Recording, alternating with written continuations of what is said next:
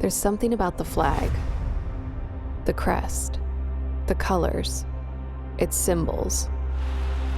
It makes you feel a certain way. Hey guys, welcome back to the channel. So today we got the new roster and hut migration released into NHL 22, but we also got a gigantic announcement in regards to a new partnership with NHL. So it was announced that the Iihf has signed off with NHL 22, and that has huge implications, especially with Hockey Ultimate Team. I mentioned about the prior Winternational event and then having to use an old NHL World Cup pictures and info because they didn't have a partnership with the IHF. That's all completely changed, which leads me to believe that the next event is 1000% Winternational. And with this new IHF partnership, the possibilities are pretty limitless because no matter what, that means that all the card art and all of the rights and players, those are all going to go into the game, which is phenomenal. That is adding a ton of new content to NHL, and I'm really excited for it. On top of that, they are actually going to add the NHL Women's National Team in early 22. So just W's all around, but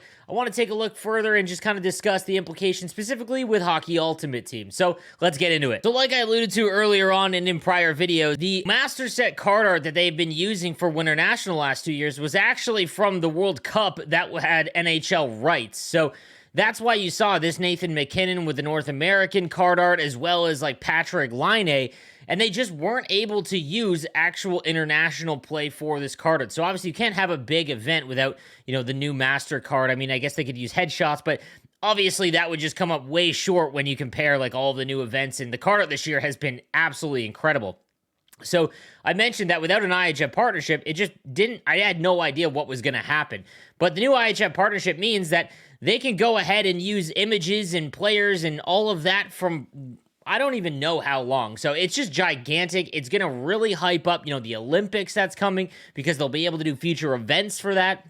And I would be willing to bet if they do the Winternational event now and highlight some of, the international players and have big master set items, I'd be willing to bet that when the Olympics is on, they're going to actually release like prime times that are IHF related. So it just adds a huge new addition to the game. It's an awesome partnership, and I can't wait to see what they're able to do with it because the content team has been pretty good.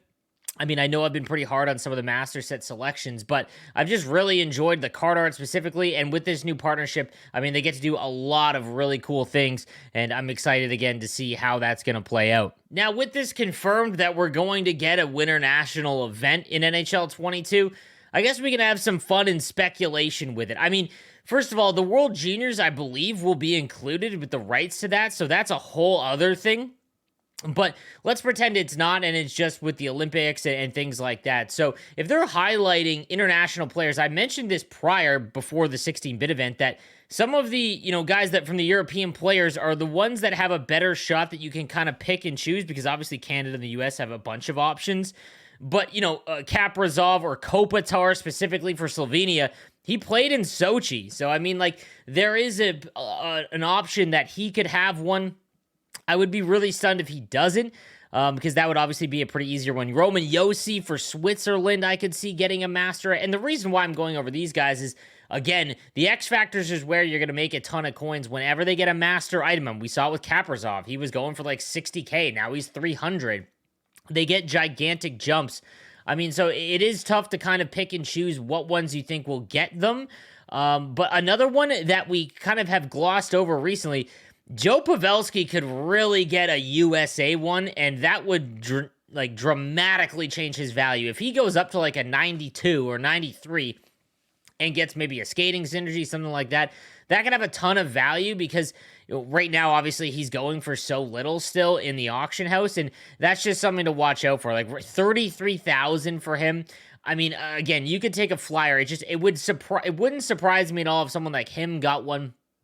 But some other options that I think you guys, might want to pay attention to. Like I said, Kopitar is an easy one for me. I think that he will get one, but it depends if he's like represented. I don't know how that would go. Gabriel Landeskog as well, because EA knows, and when they're planning master items and X Factors, they know what cards to choose as master items because they're probably not going to get a lot of live series cards like Team of the Week and Primetime. So Connor McDavid, probably not going to get like a master item, often, or maybe until later on in the year when all of his other cards are really high. Same with Draisaitl, although I could see him getting a Winternational one. Austin Matthews, right off the rip, he was the cover guy, so it kind of made sense.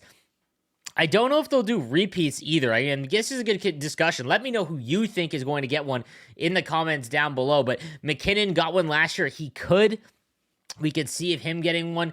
Fleury, maybe that one's another one that could potentially. I could see Marchand getting one as well, but those ones are going to be kind of a little bit more difficult to decipher. I also have to think that like some of the Russian guys would probably get one because even with the IHF rights, I don't think that they obviously don't have any Russian players in the KHL or anything like that, so that's not really helpful there. But I have a feeling that you could get some, old school ones. That would be pretty sweet. Like, I'd love like a Rob Blake one. Like, that would be awesome. They have so many alumni. It would just be really cool.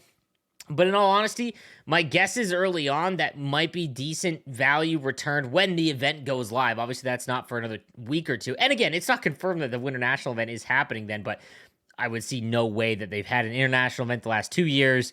They signed this big IHF deal that Christmas does not signify the Winternational event. So I would see Pavelski being a decent investment now because if he gets that 93 overall card, it's probably going to fly up.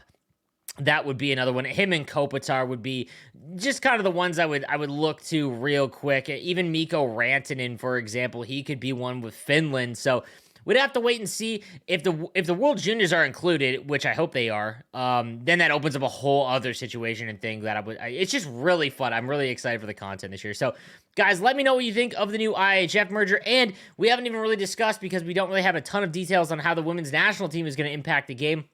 We know they're going to be added in, but I don't know if it's like the Hockey Ultimate Team or anything like that. We'll get more details, obviously. I'm recording this the night before, so hopefully we find out more about that, guys. But still, you got to celebrate the W's when you get them in NHL, and this is definitely one. So let me know your guesses for the Winternational Master Sets and who you think would be a good investment now. And guys, thank you for watching. I'll see you next time. Have a good one.